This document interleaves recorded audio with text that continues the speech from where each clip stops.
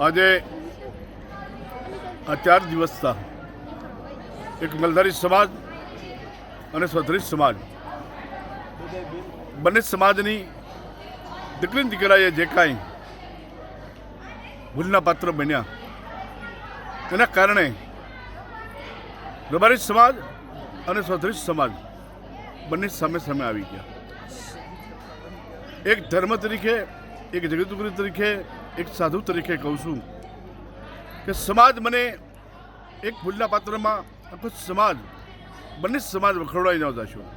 બંને સમાજ ખોટા ઝઘડા તોફાન ધમાલમાં ન જશો. મહેરબાની કરી આનો અંત લાવીને સમજૂતી કરીને સમાજના આગેવાનો સમાજના સમજૂતદાર વ્યક્તિઓ બેસીને એનો રસ્તો કરો અને ટોળા કરી અને તોફાન ને ધમાલ થાય એના પરિણામ સારા ન હોય.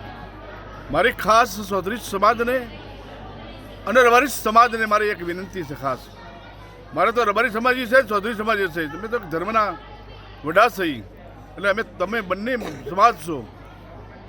એ સમાજને મારી વિનંતી છે કે ખોટા ટોળા અને ખોટા એકાબીજા દૂષણ ન થશો, ક્રોધમાન ન થતા અને આના 5 પછી આગેવાનો સ્વધરી સમાજના, 5 પછી આગેવાનો રબારી સમાજના. અને ઇન કેસ અમારી કાંઈ જરૂર પડે તો અમે પણ તમારી પાસે તમારી સાથે છીએ.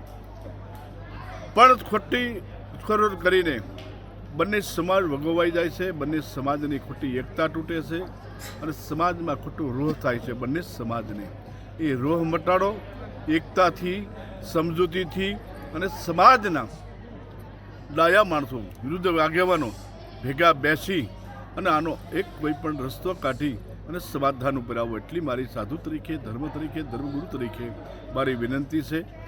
મારી સમાજને ખાસ કહું છું, તમે પણ આની અંદર ખોટા ન થજો.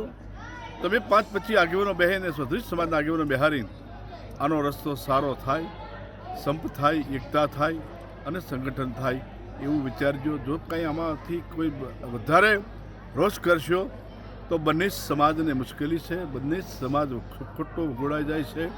અને તમારી જે સમાજની આજ બનાસકાંઠા જિલ્લામાં રબારી સમાજની, સ્વધરી સમાજની જે એકતા સંગઠન છે, એકાબીજાની અંતરની ભાવના છે, એ ન તૂટે અને એ તમારી એકતા થાય એવી મારી ભગવાન વડવાળા દેવને, ઠાકરને, ગુરુ મહારાજને એને પણ મારી પ્રાર્થના.